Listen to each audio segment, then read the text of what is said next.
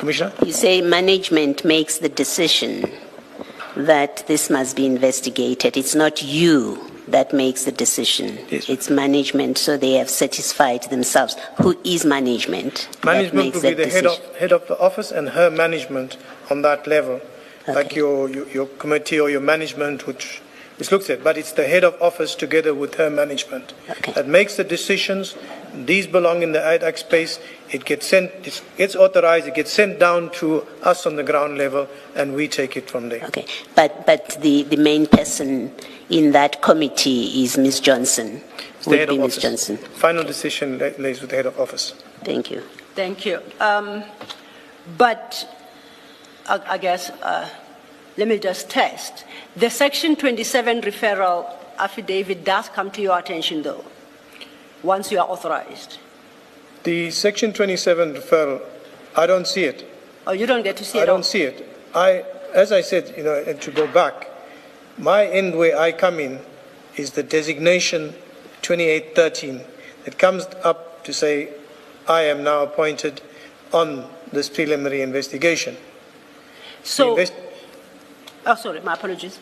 So, the chief criminal investigator, whom we report to, who's responsible for us in that investigation, has the puzzle of what this whole allegation investigation about. He briefs us, and we follow his directives from there to go out and search for evidence, take witness statements. So what I'm saying to you, we at the middle ground, we are the work soldiers out there.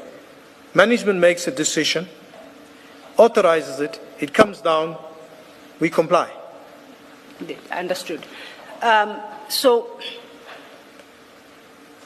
it wouldn't serve much purpose to interrogate the contents of this affidavit with you because it doesn't come to your attention. When did you first become aware of the referral affidavit and its contents? I think it was during the start of the investigation it was mentioned. Okay. Yeah, it was mentioned that there was a referral and on a number of aspects of corruption within crime intelligence.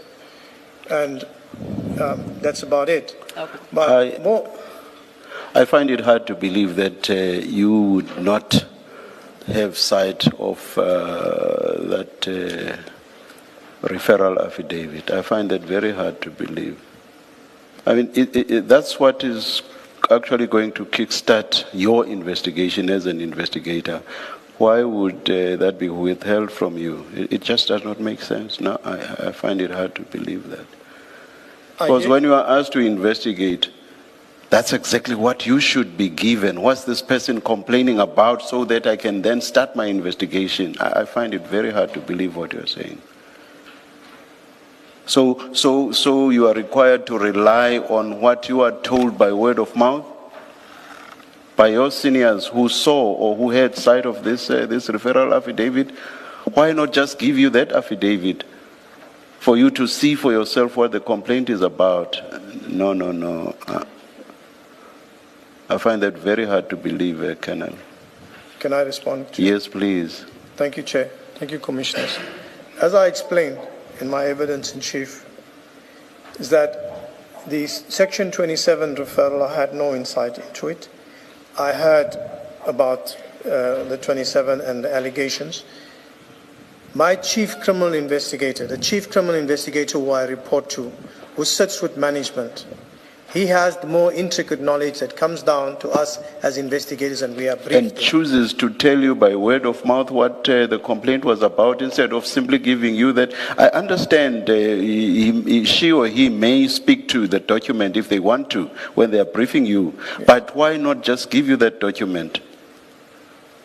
So I cannot answer that question. Do you accept that it doesn't make sense for you not to be given that document? Simply doesn't. Let me just say it this way. Do you accept that it does not make sense for you not to be given that document? No, Commissioner. Okay, tell me. What I'm responding to factually, and this is factually, the chief criminal investigator was responsible for us. I'm not talking about this instance now. I'm talking generally. Does it make sense for the investigator not to be given the Section 27 referral affidavit? Does that make sense?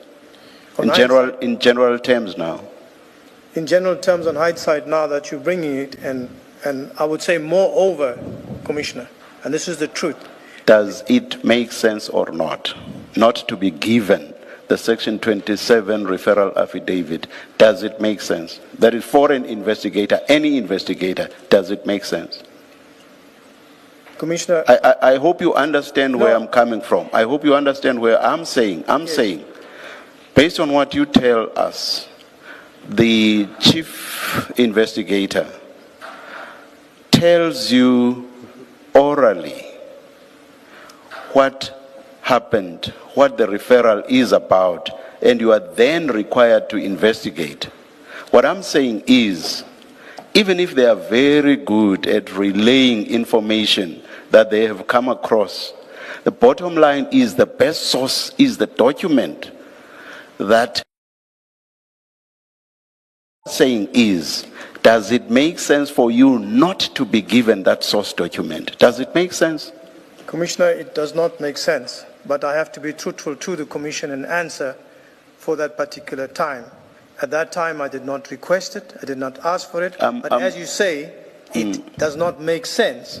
And at this point in time, I am saying, yes, sir, it does not make sense. That's all. At that moment in time, we are being briefed, and from the operational side, you're listening, is your chief, you're preparing yourself for your investigation. But what you are saying did not make sense. Sitting here now, I can say, yes, it does not make sense.